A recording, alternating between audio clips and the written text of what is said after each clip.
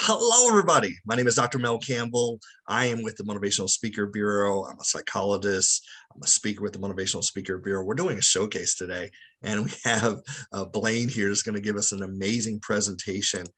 Blaine, how are you doing today? Dr. Mel, I'm doing great, buddy. How are you?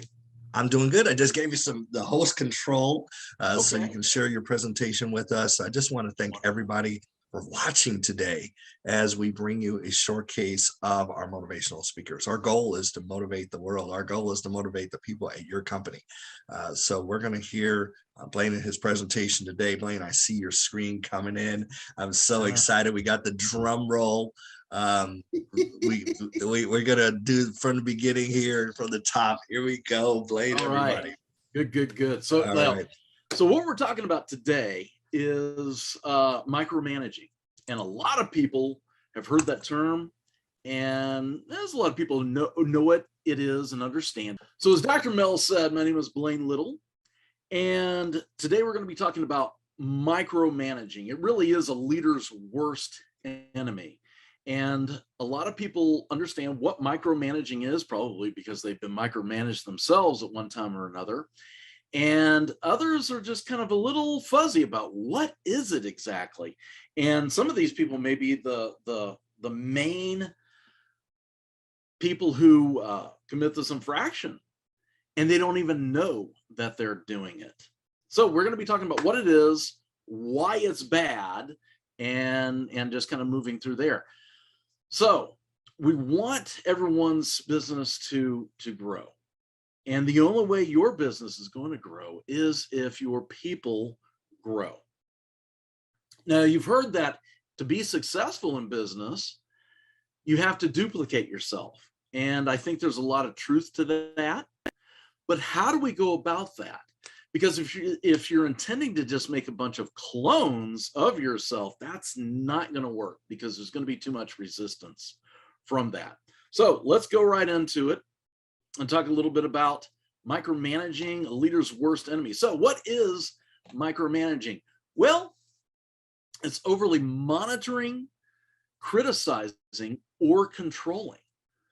It's just you are there constantly, almost breathing down someone's neck, looking over their shoulder to make sure that what they do, everything that they do is exactly as you would have them to do it. So, caveat, I have to say this right now. If it's a matter of corporate policy, industry standards, or government regulation, then yes, things do have to be done a certain way. If OSHA, the Occupational Safety and Health Agency, says that this is how you build a scaffolding, you don't want somebody out there playing around with that and just trying to, let's make art out of scaffolding when we hang up the drywall. No, it has to be done correctly. It has to be done a certain way.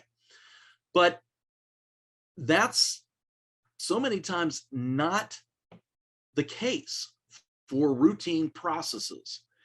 And when you monitor and criticize, and if you are criticizing, why are you actually criticizing? You should be communicating.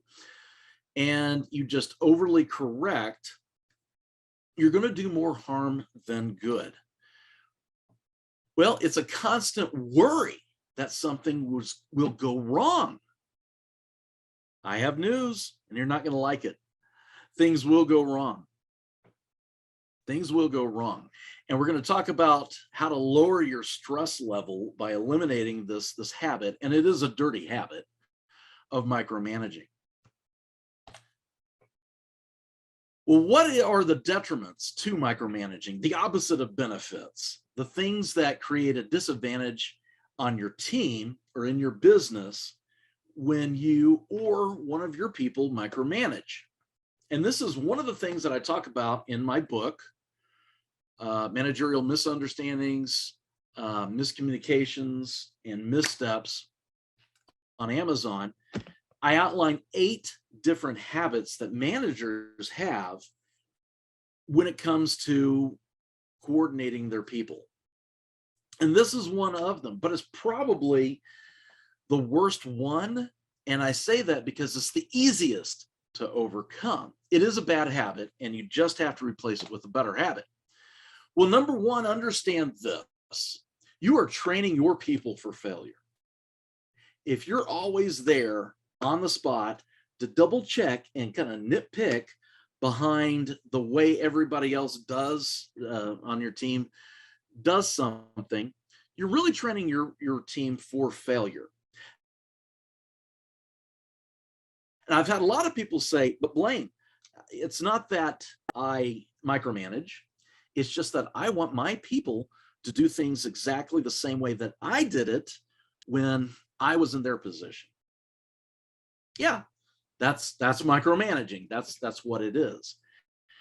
With so many things in business, a process, if someone's writing a newsletter, things, people are allowed to put their own personality into what they do. In fact, that's one of the key things that lead to job satisfaction is, do they become part of that job by putting their own personality into it? So if you're there constantly watching over them, they know that. They understand that. And no matter what they do, you're going to be kind of nitpicking everything all along the way. They're going to go bored. They're going to do the very minimum that they can because you're going to come in and change it anyway. So you're not allowing people to experiment with efficiency.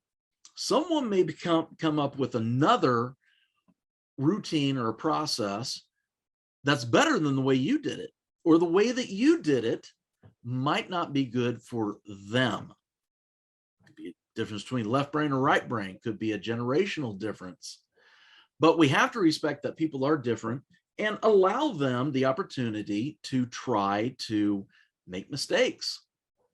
If you make the occasional short-term mistake along the way, it's actually going to help move them towards success and to avoid failure. So the question is, are they going to make $10 mistakes, or are they going to make $10,000 mistakes? If it's a high-end mistake, or there's a safety concern, then yeah, you probably do want to be more of a supervisor, overseer. But if it's a $10 mistake, let them make them. They'll figure out what's best for them.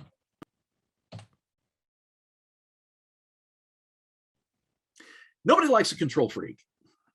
We've all been there. We've had a boss or a supervisor who was just overzealous and really nitpicky and just try to control every little aspect of our job.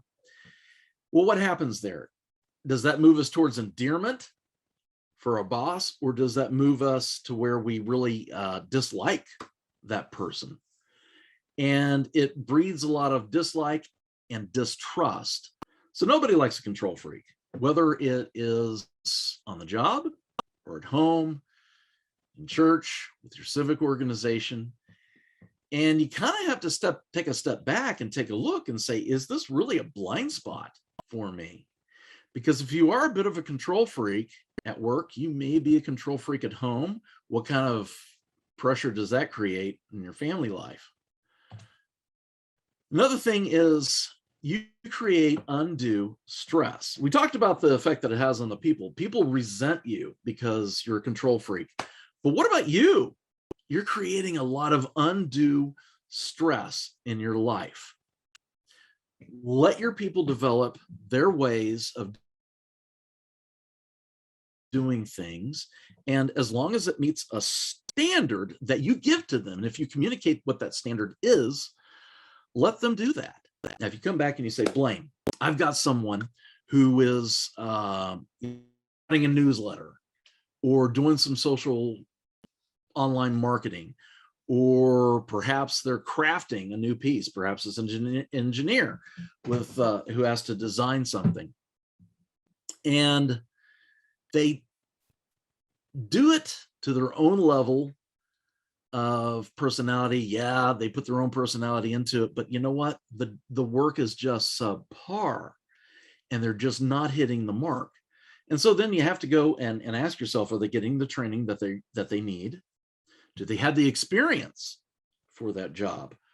Or is it something greater? Maybe they just should not be in that position anyway. And that's less of a managerial concern and more of an HR concern. Can we get that person to the right place?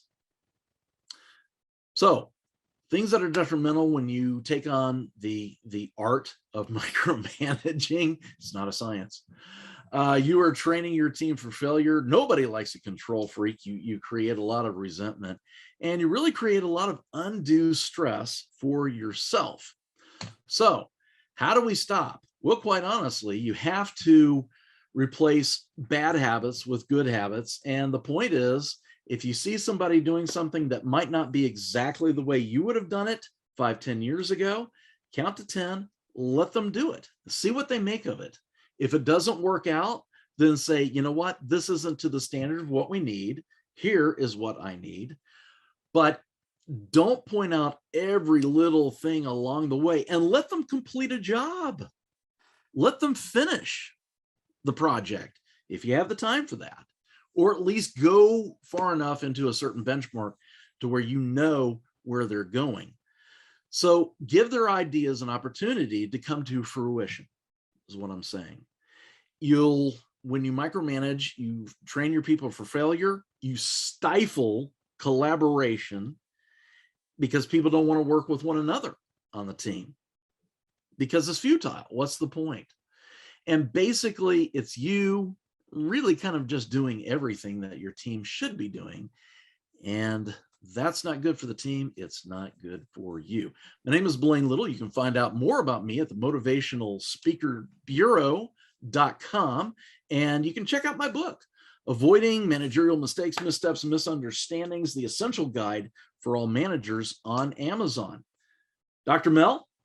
Blaine, thank you so much. I really appreciate it. What a amazing talk. You know, I've had managers like that, and you cannot have an effective environment without knowing what your manager is doing in terms of communication. So, right. Blaine, if you'll give me control back real quick as host, I want to thank everybody for spending time listening to Motivational Speaker Bureau Showcase. The next presentation is coming up. Thank you so much. Have a great day, everybody. I'm going to go ahead and sign off for now. Next presentation will begin shortly. Have a great day. Bye-bye.